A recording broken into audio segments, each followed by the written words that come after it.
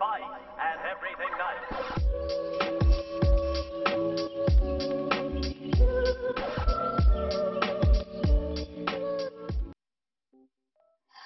Halo semuanya, bertemu lagi di kelas Kimia Organik. Nah, semoga hari ini kalian juga selalu dalam keadaan sehat dan happy ya. Jadi, pada kesempatan kali ini kita akan membahas masih tentang alkohol and ether. Nah, setelah kemarin, sebelumnya kita membahas tentang definition and structure, kemudian classification dan nomenklatur. Pada kesempatan kali ini, kita akan melanjutkan ke materi isomer dan physical properties. Kalau chemicalnya ditunda dulu ya, sekarang kita fokus ke physical properties of alcohol and ether. Oke, isomer dari senyawa alkohol and ether. Nah, mungkin kalian masih ingat, tipe atau jenis isomer itu dibagi menjadi dua. Yang pertama, struktural isomer, dan kemudian yang kedua adalah stereoisomer. Nah, isomer yang dimiliki oleh alkohol dan ether ini apa saja sih? Nah, jadi untuk struktural isomernya ya, keduanya sama-sama memiliki struktural isomer, tapi untuk stereoisomer hanya dimiliki oleh alkohol saja. Ya. Nah, struktural isomer dari alkohol meliputi apa saja? Di sini ada chain isomer, isomer rantai, kemudian ada position isomer, isomer posisi, dan functional group isomer. Sementara untuk ether, struktural isomer yang dimilikinya adalah chain isomer, kemudian metamerism, dan functional group isomer. Sementara untuk stereoisomer dari senyawa alkohol itu bentuknya berupa optical isomer. Nah, jadi kalau kalian masih ingat, stereoisomer itu merupakan, tentu saja isomer berarti rumus molekulnya sama ya, tetapi terdapat perbedaan dari orientasi dari komponen tersebut. Ya, jadi yang memerlukan rotasi seperti pada senyawa alkena kemarin. Oke, kita langsung masuk ke contoh saja ya. Nah, sebelumnya untuk definisi chain isomer dan position isomer, kalian bisa cek lagi pada materi yang paling awal ya, yang di alkana, karena di sini kita tinggal mengulang-ulang saja. Tapi intinya, kalau isomer itu berarti rumus molekulnya sama. Kalau isomer rantai, berarti di situ yang berbeda adalah rantai karbonnya atau kerangka rantai karbonnya. Sementara kalau position isomer berarti yang berbeda di situ adalah posisi atau letak dari gugus fungsinya. Seperti itu. Nah, di sini kita lihat berapa contohnya. Contohnya yang pertama adalah metil alkohol. Metil alkohol berarti di situ karbonnya hanya ada satu, berarti strukturnya juga hanya satu ya. Kemudian kalau etil alkohol juga sama, di sini strukturnya juga hanya ada satu, lurus. Nah, kalau 3 karbon, propil alkohol, di sini kalian bisa melihat ada propan 1-ol dan propan 2-ol. Nah, perbedaannya di mana? Di sini bisa kita lihat, ini rantainya sama, lurus 3, tapi yang berbeda adalah letak dari gugus fungsi OH-nya. Nah, maka di sini ya untuk propan 1-ol dan propan 2-ol itu tergolong ke dalam isomer posisi. Di sini ya, position isomer. Nah, kemudian kalau untuk yang 4 karbon, nah di sini kita bisa menerapkan chain dan position isomer. Contohnya yang pertama adalah butan 1-ol. Ini berarti rantainya lurus. OH-nya ada di nomor 1. Kemudian 2 metil propanol. Nah, ini juga OH-nya masih di nomor 1, tapi rantainya kalian bisa bandingkan dengan yang di atas ya. Kalau yang di bawah ini, rantai terpanjangnya 3 karbon dan ada 1 metilnya. Jadi rantai atau kerangka karbonnya berbeda. Nah, kemudian kalau butan 2-ol, berarti di sini memiliki isomer posisi dengan butan 1-ol karena letak dari gugus OH-nya berbeda. Begitu juga dengan 2 metil propanol dan kalau pentanol, 1 pentanol bisa kalian cari juga bentuk chain dan position isomernya. Berikutnya kita masuk ke isomer of ether. Jadi yang pertama kita mulai dari chain isomer of ether dulu. Jadi di sini sama seperti pada alkohol tadi, chain isomer berarti pengaturan atau arrangement dari rantai karbonnya yang berbeda. Misalkan kita punya senyawanya, rumus molekulnya C4H10O, bisa kita gambarkan bentuk ethernya seperti ini ya. Karbonnya ada 1, 2, 3, 4. Jadi namanya adalah metil propil ether. Kemudian bisa juga kita buat bentuknya seperti ini. Jadi kita potong satu di sini ya. Kita potong, kita pindahkan ke karbon nomor 2 dari O. Nah, kita dapatkan bentuknya seperti ini. Nah, kalau ini namanya adalah isopropil metil ether. Nah, atau kita geser si alkil ini tadi, kita geser ke sebelah kiri ya. Jadinya akan menjadi di tengah si atom oksigennya. Maka di sini kita dapatkan dietil ether. Jadi di sini rantai kerangka karbonnya berbeda. Nah, berikutnya adalah metamerism. Nah, jadi metamerism di sini adalah suatu isomer dengan rumus molekular formula yang sama, tetapi berbeda alkyl group yang mengapitnya around the functional group. Jadi di sini tinjauannya bukan posisi dari si O-nya ya, tapi dari alkyl yang mengapitnya. Nah, di sini contohnya, misalkan kita punya etoksietan, kalian perhatikan di sini, ini O, pusatnya adalah O ya. Kita perhatikan yang mengapitnya. Jadi kalau untuk etoksietan atau diethyl ether, itu yang mengapitnya adalah etil. Nah, ini dikatakan sebagai suatu metamer dari satu metoksipropan. Jadi mereka rumus molekulnya sama ya. Cuman kalau yang ini diapit oleh 2 buah etil, sementara kalau yang ini diapit oleh propil dan metil. Nah, itu dikatakan sebagai metamerism. Baik, jadi sekarang pertanyaannya, kalau begitu position isomer sama metamerism bedanya apa, Bu? Gitu ya. Nah, jadi kalau position isomer di sini, jadi memiliki similar carbon skeleton atau rantai karbon yang sama, tapi lokasi dari fungsional grupnya berbeda satu sama lainnya. Contohnya seperti yang alkohol tadi, butan 1 ol dan butan 2 ol. Sementara kalau metamerism di sini rumus molekul formulanya sama, nah tapi tujuan kita adalah alkilnya. Jadi terdapat perbedaan dari alkyl group yang berada di sisi dari fungsional grupnya. Nah, kemudian di sini kalau untuk position isomer itu bisa kita amati dari senyawa organik compound kecuali karboksilat, amida, dan aldehid. Kenapa? Karena mereka gugus fungsinya, posisinya berada di ujung, selalu di ujung. Jadi kan tidak punya isomer posisi. Sementara kalau metamerism bisa diamati dari senyawa organik yang polivalen functional group. Jadi misalkan pada ether, pada secondary amin, pada ester, seperti itu yang letaknya berada di tengah. Nah, kemudian di sini kalau kerangka karbonnya itu similar untuk position isomer, di sini karbon skeleton atau kerangka karbonnya berbeda. Nah, sementara kalau position itu ditujukan untuk yang bukan termasuk homolog series, sementara kalau yang metamerism untuk homolog series ya. Masih ingat homolog series? Buka lagi catatannya kalau lupa ya. Oke, baik. Nah, sekarang kalau fungsional grup isomer. Jadi kalau fungsional grup isomer itu dimiliki oleh alkohol maupun ether ya.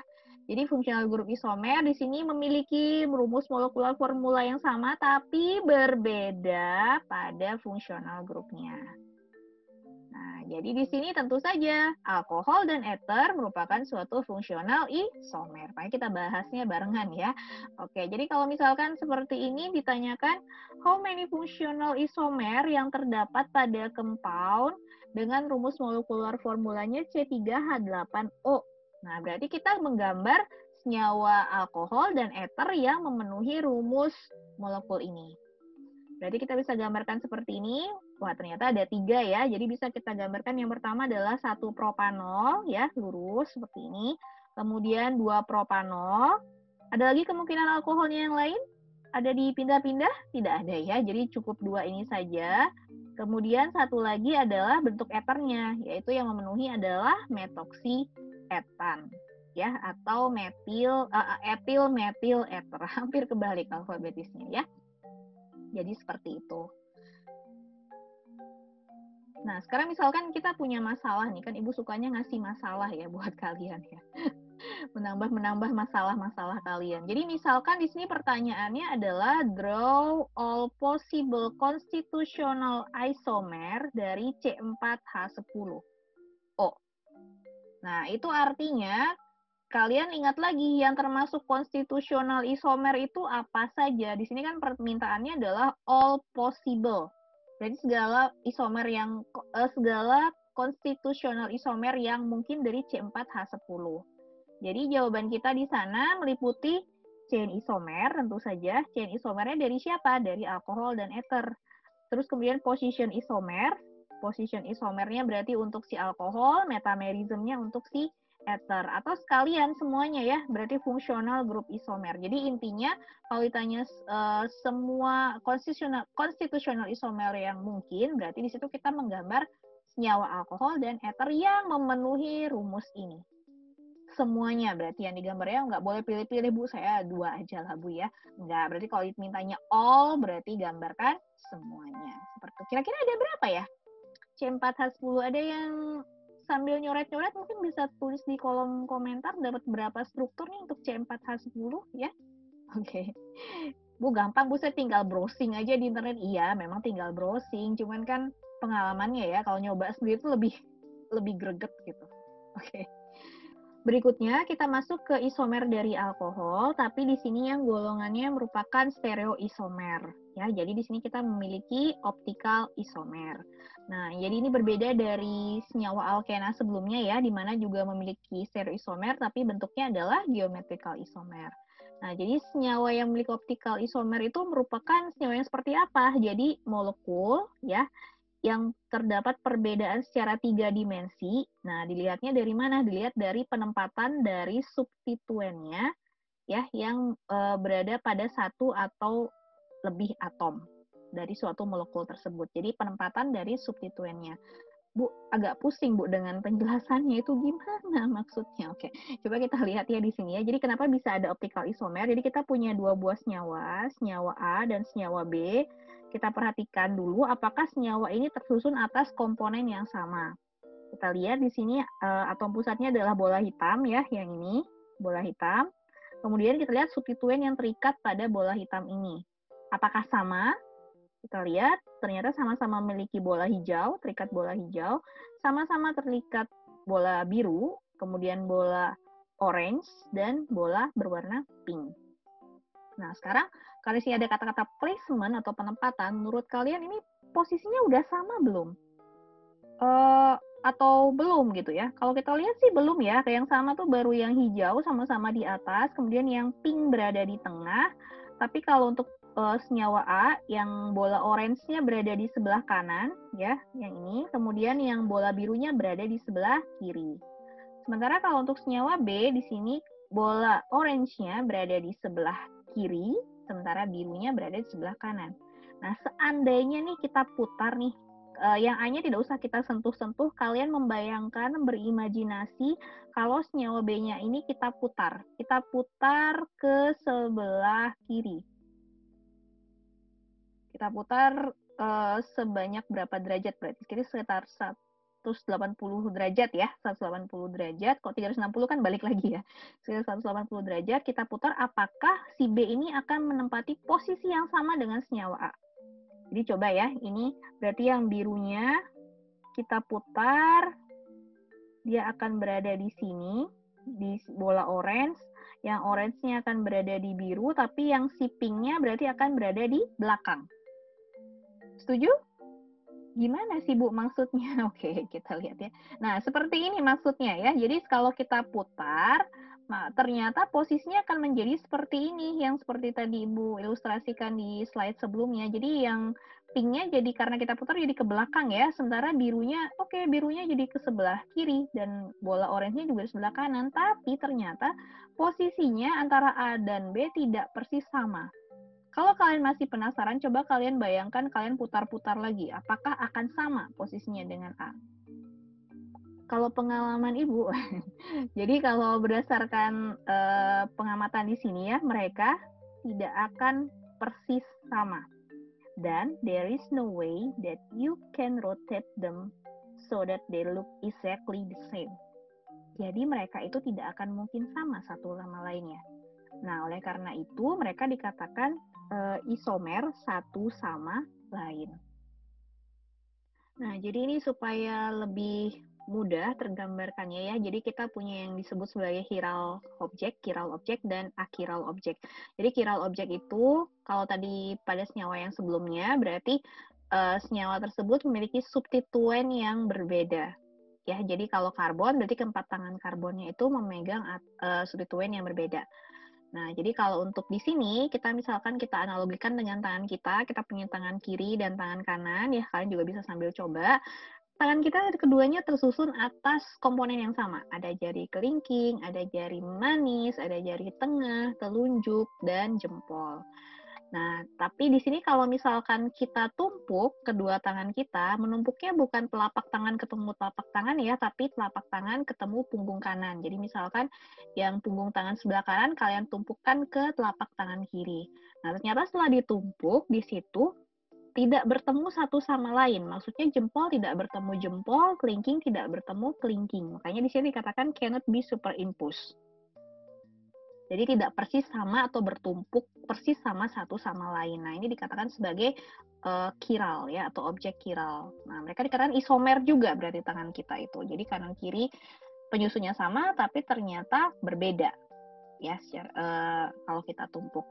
Sebenarnya kalau yang termasuk achiral objek ini berarti penyusunnya sama ya, tidak berbeda, tidak tersusun atas substituen yang berbeda. Jadi ketika kita cerminkan ya sama, mereka persis sama, dan ketika kita tumpuk mereka juga pas satu sama lain. Jadi yang bagian atas botol akan bertemu yang bagian bawah botol seperti itu ya. Jadi sama persis. Jadi di sini kalau untuk yang achiral atau senyawa-senyawa yang bentuknya tidak chiral ya berarti mereka tidak memiliki optical isomer seperti itu. Jadi syarat untuk optical isomer itu apa? Yang pertama, at least has one chiral carbon. Jadi paling tidak memiliki satu buah karbon chiral. Jadi optical isomer itu juga berarti nanti senyawa tersebut memiliki kemampuan untuk memutar bidang cahaya terpolarisasi ya. Makanya bisa terukur di polarimeter. Artinya gula-gula itu saudara-saudara gula itu semuanya ada karbon chiralnya. Makanya bisa kita baca di polarimeter. Nah, karena kita bicara tentang alkohol, di sini contohnya misalnya kita punya senyawanya adalah ini namanya 2-butanol. Nah, di sini ditandain yang ini yang chiral. Ayo kita cek sama-sama ya. Jadi, sekali lagi kalau karbon chiral berarti keempat substituennya atau tangannya memegang yang berbeda. Ya. Jadi di sini contohnya kita punya hidrogen, kemudian di sini kita punya metil, karbon, di sini kita punya OH, kemudian di sini kita juga, loh Bu, ini kan C juga, sama dong. Ingat, substituen ya, jadi bukan dilihat per atom, tapi per keseluruhan substituen. Jadi kalian bukan hanya C ini saja, tidak, tapi kalian lihat keseluruhannya. Nah, berarti yang ini memegang etil, jadi hidrogen, metil, etil, OH, maka karbon C ini chiral. Bu, kalau begitu yang C ini chiral juga, Gong? Oh, tidak. Kenapa tidak? Karena di sini kan memegang 3 buah hidrogen, sama. Ya, berarti nggak chiral. Kalau gitu yang ini juga chiral, Gong, Bu? Oh, tidak bisa gitu ya. Kenapa tidak bisa? Karena di sini memegang 2 buah hidrogen. Hidrogennya sama. Nah, jadi yang chiral itu berarti benar-benar berbeda dari keempat substituennya. Nah, ini contohnya kalau kita gambarkan dalam bentuk tadi ya, kita cerminkan, kita letakkan cermin. Nah, di sini kalau kita, yang ini misalkan komponen A, di sini komponen B, itu maksudnya apa sih titik-titik hitam? Ini maksudnya arah dimensinya ya, arah tangannya. Jadi kalau yang hitam ini berarti mengarah ke kita, menembus layar laptop kalian, handphone kalian mengarah ke kita. Sementara kalau yang ini bagiannya ke sisi sebelah kiri, ini sisi sebelah kanan. Atau paling gampang kalian gambarkan penggambarannya dari sudut kamar kalian. Sudut kamar itu kan ada yang bagiannya ke atas, ada yang ke kiri, ada yang ke kanan. Nah, seperti itulah kira-kira ya. Nah, jadi atau pojok rumah gitu, biar gampang, ribet banget sih ibunya, maaf ya. Pojok rumah. Jadi seperti itu. Nah, ini kemudian kalau misalkan yang B ini kita rotasikan, ibu ini nanti kan akan sama kalau kita putar. Tidak bisa sama juga ya, jadi kalau misalkan seperti tadi, ini kita putar ke sebelah sini, nanti CH3-nya berarti di situ akan ke sebelah kiri, kemudian hanya ke sebelah kanan, tapi O-nya bukan ke depan, tapi malah ke bagian belakang di sini. Seperti itu. Jadi tidak sama ya. Nah, ini untuk optical isomer. Selanjutnya, kita langsung masuk ke physical properties of alcohol. Jadi ini sama saja dengan yang sebelumnya, ya kita bahas solubility, ya kita bahas boiling point, seperti itu ya. Kita yang namanya juga sifat fisik kan, seperti itu. Yang pertama untuk alkohol dulu, kita bahas mengenai solubility atau kelarutannya. Nah, bagaimanakah kelarutan dari senyawa alkohol? Jadi kalau bicara kelarutan, kalian ingat prinsip polar non-polar, like dissolves like. Nah, kalau lupa materinya, kalian bisa cari di video yang membahas tentang sifat fisik senyawa alkana. Ya, physical properties of alkan. Di situ sudah dijelaskan bagaimana mencari atau menentukan sifat dari suatu senyawa, apakah dia polar atau non-polar. Nah, alkohol kita di sini terdiri atas bagian yang non-polar, karena ada alkananya, kemudian bagian yang polar, karena ada gugus hidroksilnya, OH.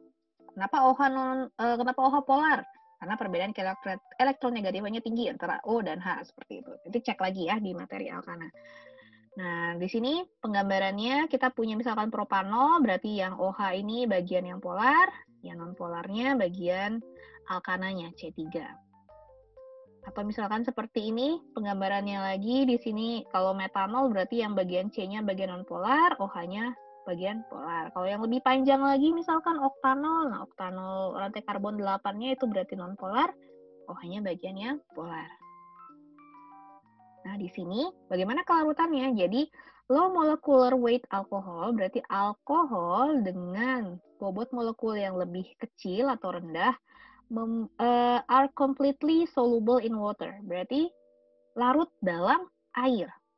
Tapi bagian alkana mereka, their alkan counterpart, have limited solubility in water. Tapi bagian alkananya itu memiliki keterbatasan kelarutan dalam air karena sifat nonpolarnya. Nah, jadi maksudnya gimana?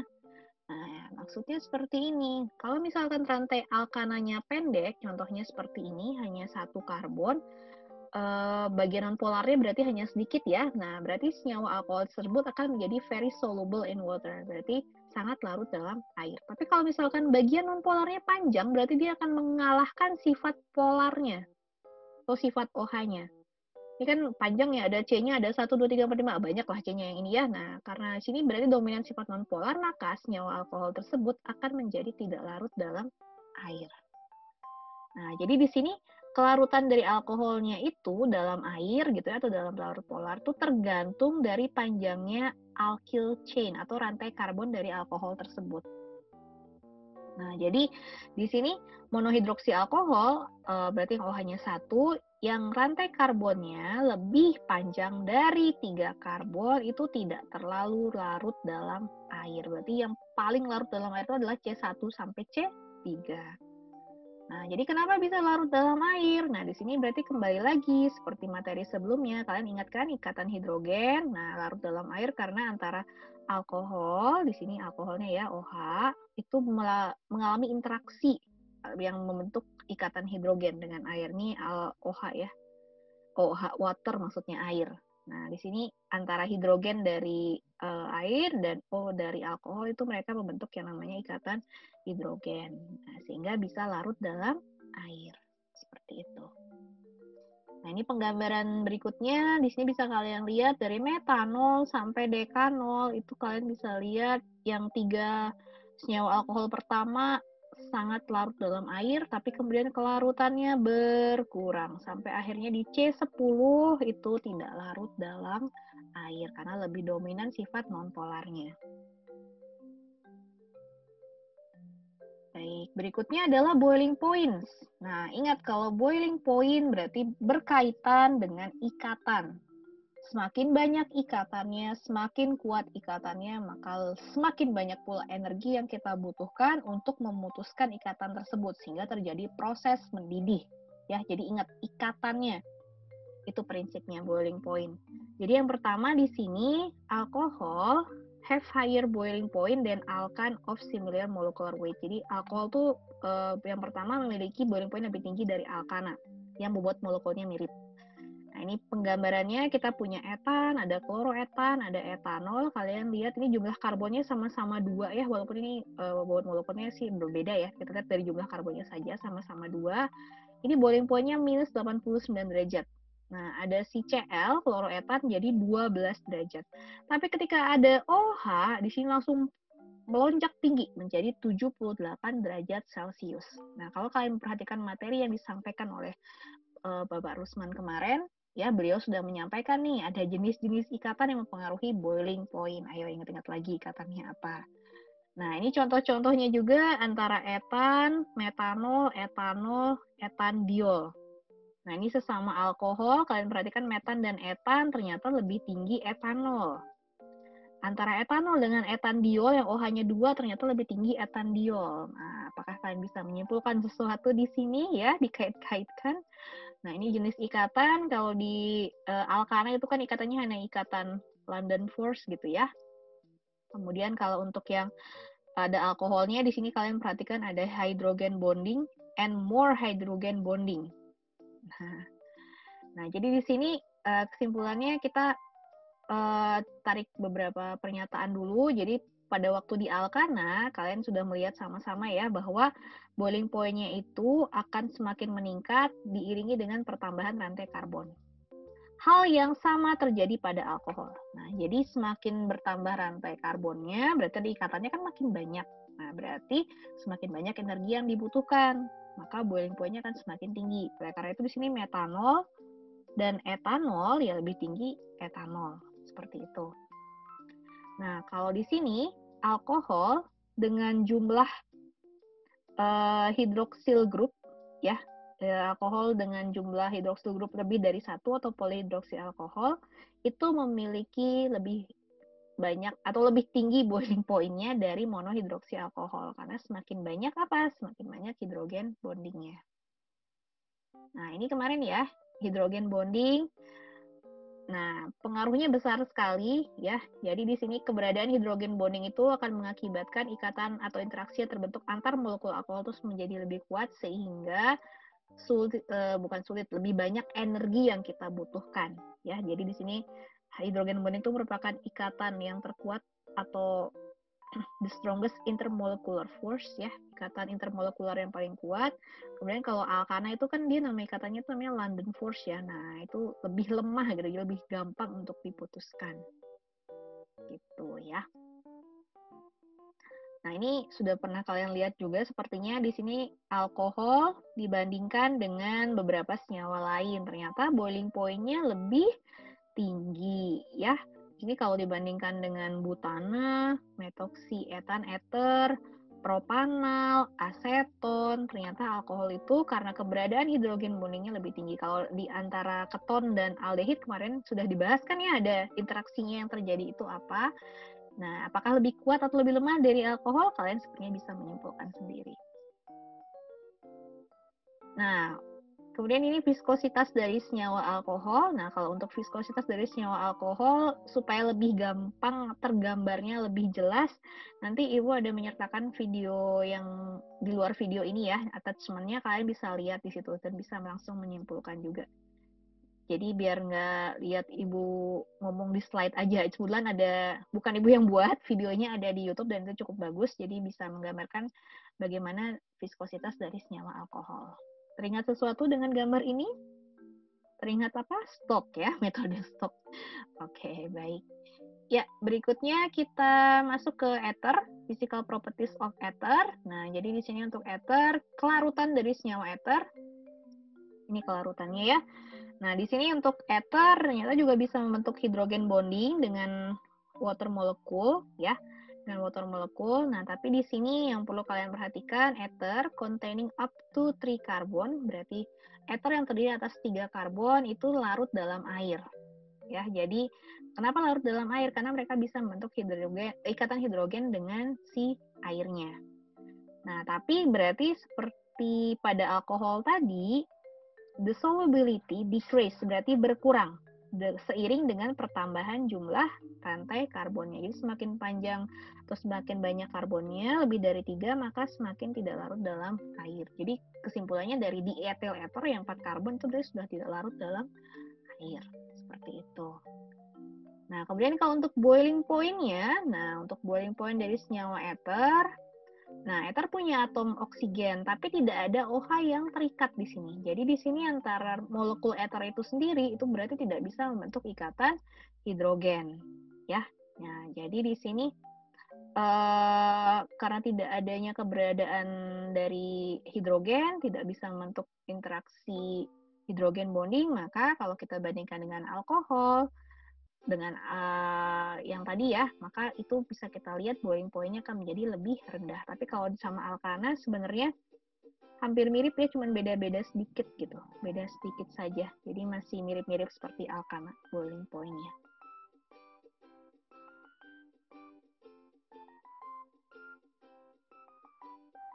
Oke, sekian untuk materi pada kali ini tentang isomer dan physical properties. Kalau ada pertanyaan, kalian bisa menanyakan pada kolom komentar di bawah ini, atau pada Google Classroom, atau by direct message. Ya, jadi untuk memperlancar kalian memahami materi, silakan dikerjakan latihannya. Ada kesulitan, silakan ditanyakan. Sampai jumpa di pertemuan berikutnya. Bye!